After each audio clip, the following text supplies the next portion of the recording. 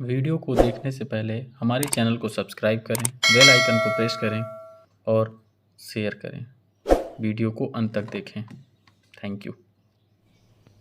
Hello दोस्तों, स्वागत है एक बार फिर से आपका हमारे YouTube channel smart study with Sarvesh में।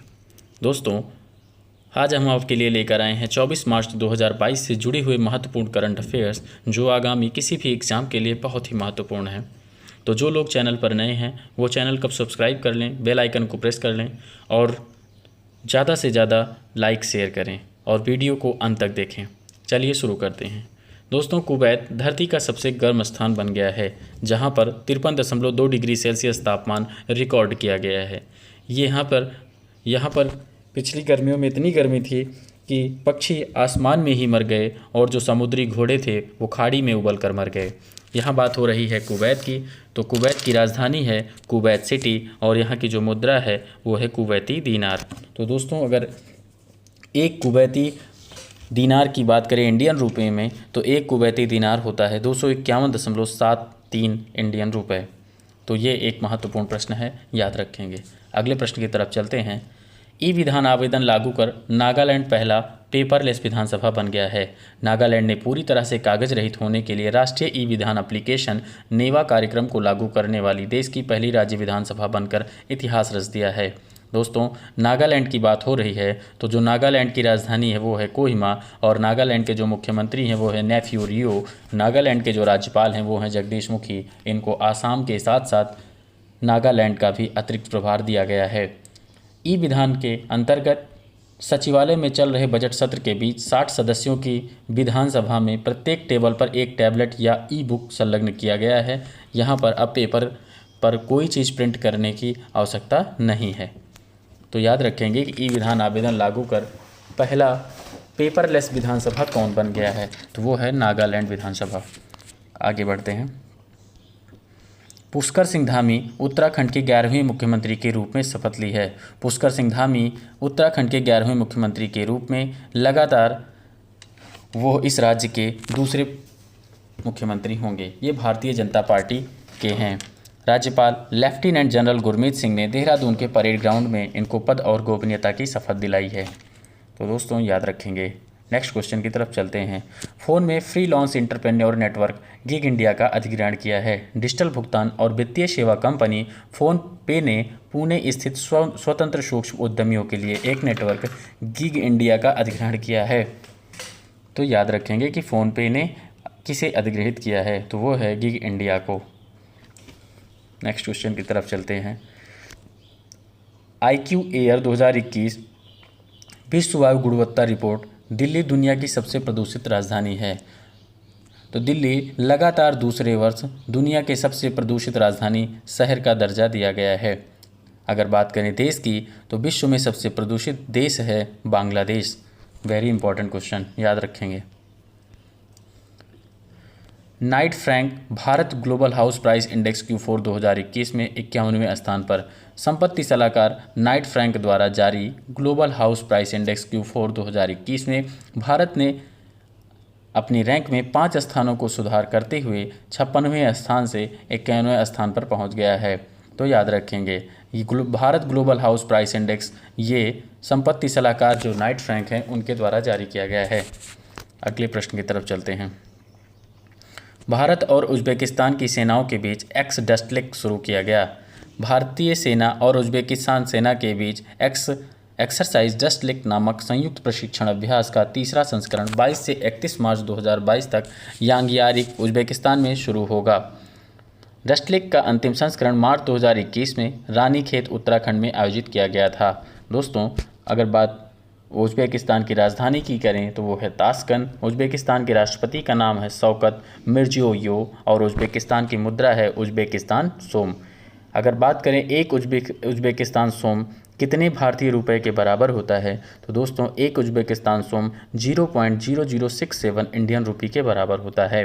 तो याद रखेंगे कि भारत और उज़्बेकिस्तान की सेनाओं के बीच कौन सी एक्सरसाइज शुरू हुई है, तो दोस्तों एक्सरसाइज डस्टलिक शुरू हुई है। फिट रेटिंग्स ने भारत के फिस्कल ईयर 2023 के विकास के अनुमान को 10.3% से घटाकर 8.5 कर दिया है। फिंच रेटिंग ने अपने वैश्विक आर्थिक आउटलुक मार्च 2022 में वित्तीय वर्ष 2022-23 के लिए भारत के सकल घरेलू उत्पाद के विकास के अनुमान को घटाकर 8.5% कर दिया है, जबकि इसके पहले 10.3% अनुमानित किया था। तो दोस्तों, जो वर्तमान में चालू वित्तीय वर्ष 2021-22 है, इसके लिए जो वृद्धि अनुमान है वो 0.6% अंक बढ़कर 8.7% कर दिया है। जीडीपी में इसलिए बढ़ोतरी हुई है क्योंकि ओमिक्रॉन लहर के तेज़ी से कम होने के साथ रोकथाम के उपायों को कम कर दिया गया है, जिससे इस साल जून तिमाही में सकल घरेलू उत्पाद की वृद्धि में गति में तेज़ी आई है। तो याद रखेंगे कि फिट रेटिंग ने भारत के फिस्कल ईयर 2023 के विकास के अनुमान को घटाकर कितना कर दिया है? तो दोस्तों 10.3% से घटाकर 8.5 कर दिया है। नेक्स्ट क्वेश्चन की तरफ चलते हैं। 5वें वुमेन ट्रांसफॉर्मिंग इंडियन अवार्ड्स में नीति आयोग द्वारा 75 महिलाओं को सम्मानित किया गया है। तो नीति आयोग के महिला उद्यमिता मंच वुमेन एंटरप्रेन्योरशिप प्लेटफॉर्म WEP ने women transforming India awards WTI के 5वें संस्करण का आयोजन किया, जिसमें 75 महिलाओं को सम्मानित किया गया है। यहाँ बात दोस्तों नीति आयोग की हो रही है। तो नीति आयोग 1 जनवरी 2015 को योजना आयोग जो 1950 में बना था उसकी जगह लाया गया। इस समय नीति आयोग के जो CEO हैं वो हैं अमिताभ कांत जी, और जो वाइस चेयरमैन हैं वो हैं डॉक्टर राजीव कुमार। नीति आयोग का पूरा नाम है national institution for transforming India. याद रखेंगे, बहुत ही महत्वपूर्ण प्रश्न है, हर बार प्रश्न आता है पेपर में। अगले क्वेश्चन की तरफ चलते हैं। ऑल इंग्लैंड चैंपियनशिप में लक्ष्य सेन रहे उपविजेता। विश्व चैंपियनशिप में कांस्य पदक जीतने वाले लक्ष्य सेन ने शनिवार को पुरुष एकल फाइनल में विश्व के नंबर 1 विक्टर एक्सेल्सन से हारने के बाद 2022 all England open badminton championship में दूसरा स्थान हासिल किया है। दोस्तों, विक्टर एक्सेल्सन जो अभी तक ऑल इंग्लैंड चैंपियनशिप में एक भी मैच नहीं हारे थे, वो उनसे हार कर जो है लक्ष्य सेन उपविजेता बने हैं। दुनिया में 11वें नंबर की रेटिंग वाले सेन को मौजूदा ओलंपियन चैंपियन विक्टर एक्सेल्सन ने 10-21 और 15-21 से हराया है। नेक्स्ट क्वेश्चन की तरफ चलते हैं। शहीद दिवस 23 मार्च को मनाया गया। हर साल 23 मार्च को शहीद दिवस, जिसे सर्वोदय दिवस भी कहते हैं, के रूप में मनाया गया। यह दिन स्वतंत्रता सेनानियों भगत सिंह, सुखदेव थापर और शिवराम राजगुरु की पुण्यतिथि पर श्रद्धांजलि देने के लिए मनाया गया, जिन्होंने भारत की स्वतंत्रता के लिए अपने प्राणों की आहुति दे दी। दोस्तों, 30 जनवरी को महात्मा गांधी के याद में भी शहीद दिवस के रूप में मनाया जाता है। तो बहुत से कन्फ्यूजिंग रहता है, तो याद रख लें कि 23 मार्च को शहीद दिवस या सर्वोदय दिवस के रूप में मनाया जाता है। वहीं 30 जनवरी को महात्मा गांधी की याद में मार्टायर्स डे या शहीद दिवस के रूप में मनाया जाता है। कभी कभी पेपर में आता है सर्वोदय शब्द किसने दिया? तो दोस्तों, महात्मा गांधी जी ने सर्वोदय शब्द सर्वप्रथम दिया था। 1928 में एक ब्रिटिश पुलिस अधिकारी जॉन सैंडर्स की हत्या के लिए उन्हें फांसी पर लटका दिया गया था। ये भगत सिंह, सुखदेव थापर और शिवराम राजगुरु के द्वारा जेम्स स्कॉट समझकर जॉन सैंडर्स की हत्या करके उन्हें फांसी पर लटका दिया गया था, जबकि स्कॉट ने ही लाठीचार्ज का आदेश दिया था, जिसके कारण अंततः लाला लाजपत राय की मृत्यु हो गई थी। नेक्स्ट क्वेश्चन की तरफ चलते हैं। विश्व मौसम दिवस 2022 जो 23 मार्च को मनाया गया। यह दिन विश्व मौसम संगठन WMO की स्थापना के रूप में मनाया जाता है और यह पृथ्वी के वायुमंडल के व्यवहार पर केंद्रित है। विश्व मौसम विज्ञान दिवस को विश्व मौसम विज्ञान संगठन WMO की स्थापना के रूप में मनाया जाता है, जिसकी स्थापना 23 मार्च 1950 को हुई थी। WMO का जो मुख्यालय है दोस्तों वो है जेनेवा, स्विट्जरलैंड में। और विश्व मौसम विज्ञान संगठन के जो इस समय प्रमुख हैं वो हैं डेविड ग्रिम्स। तो याद रखेंगे।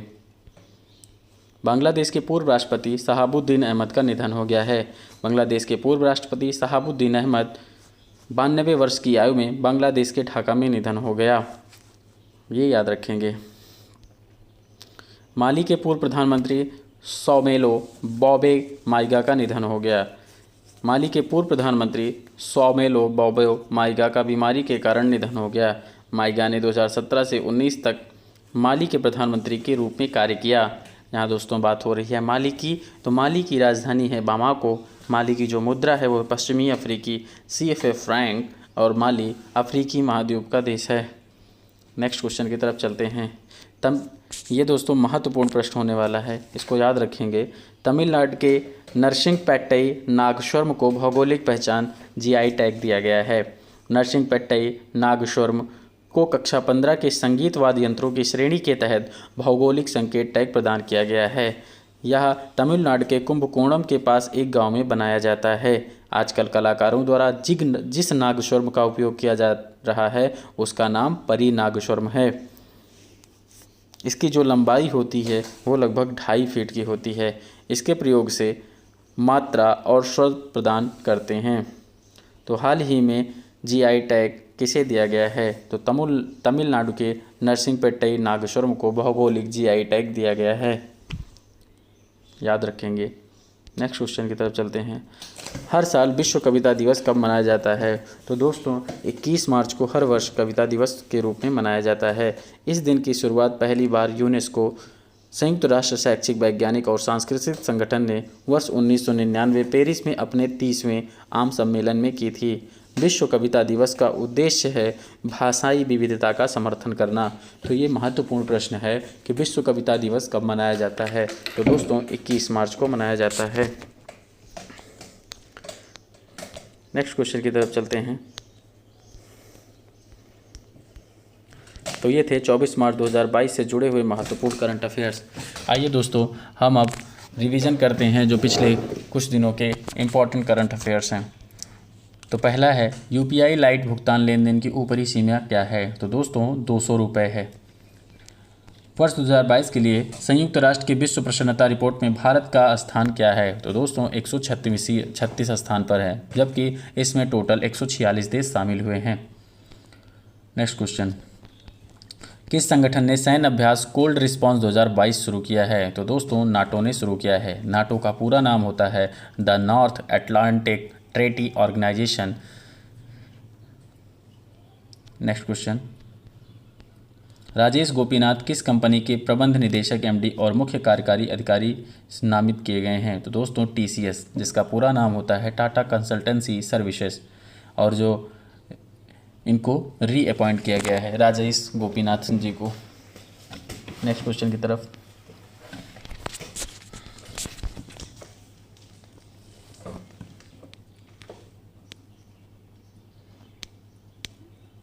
केंद्रीय रिजर्व पुलिस बल CRPF ने 19 मार्च 2022 को अपनी स्थापना दिवस का कौन सा संस्करण मनाया? तो 83वां संस्करण मनाया है। CRPF का पूरा नाम होता है central reserve police force CRPF। Next question, विश्व गौरैया दिवस हर साल कब मनाया जाता है? तो विश्व गौरैया दिवस हर साल 20 मार्च को मनाया जाता है, और जो इसकी थीम थी इस बार की I love sparrows. Very important question है। अंतर्राष्ट्रीय वन दिवस 2022 की थीम क्या थी? Forest and sustainable production and consumption, ये इस वर्ष की थीम थी। नेक्स्ट क्वेश्चन की तरफ चलते हैं। 2022 में सूरज कुंड अंतर्राष्ट्रीय शिल्प मेला का कौन सा संस्करण आयोजित किया गया? तो दोस्तों 35वां संस्करण आयोजित किया गया। इसमें जो हरियाणा के गवर्नर हैं बंडारू दत्तात्रेय, और वहाँ के जो चीफ मिनिस्टर हैं मनोहर लाल खट्टर जी, उन्होंने इसका उद्घाटन किया है। किस खिलाड़ी ने फार्मूला 1 बहरीन ग्रैंड प्रिक्स 2022 जीती है? चार्ल्स लेक्लर्स। 19वीं एशियाई 100 यूपी बिलियर्ड्स चैंपियनशिप 2022 किस खिलाड़ी ने जीती है? तो दोस्तों पंकज आडवाणी ने 19वीं एशियाई 100 यूपी बिलियर्ड्स चैंपियनशिप 2022 जीती है।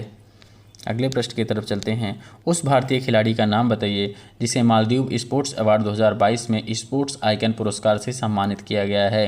तो दोस्तों सुरेश रैना को सम्मानित किया गया है। ये एक महत्वपूर्ण प्रश्न है। 2022 स्पोर्ट स्टार SS अवार्ड्स में sport star of the year पुरस्कार किसे मिला है? दोस्तों नीरज चोपड़ा को sport star of the year पुरुष वर्ग में दिया गया है।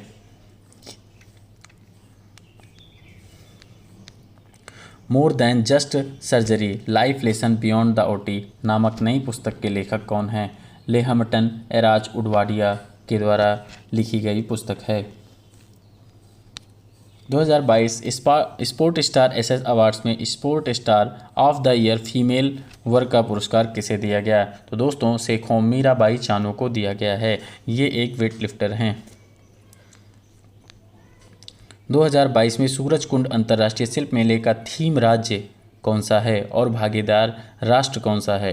तो याद रखेंगे दोस्तों, जम्मू एवं कश्मीर शिल्प मेले का थीम राज्य है और जो इसका भागीदार राष्ट्र है वो है उज्बेकिस्तान। सूरजकुंड अंतर्राष्ट्रीय शिल्प मेला इस बार मनाया जा रहा है। Next question. तो ये थे आज के हमारे महत्वपूर्ण करंट अफेयर्स। आशा करते हैं आप लोगों को पसंद आया होगा। Thanks for watching. Keep learning with smile. Subscribe, like and share my channel. Thank you so much.